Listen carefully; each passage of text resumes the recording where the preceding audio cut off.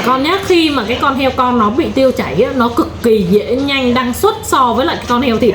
Tại vì sao? Con heo con ấy, cái sức đề kháng của nó yếu hơn, chống chọi lại bệnh tật rất là yếu.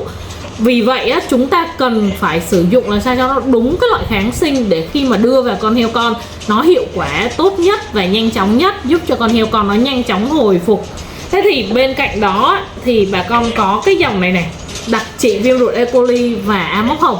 Khi mà bà con sử dụng đặc trị virus E. coli và A mốc hồng, nó sẽ giúp cho con heo con thứ nhất là giảm nhanh chóng cái triệu chứng tiêu chảy này. Sau cái mũi tiêm đầu tiên bà con sẽ thấy giảm được 80%.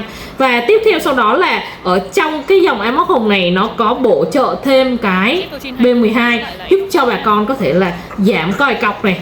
Đấy, nhanh chóng hồi phục này. Đó, sau khi tiêm, nhớ nhé bà con nhé. Cho nên á, bà con hãy sử dụng để có thể biết được cái sự khác biệt nha bà con.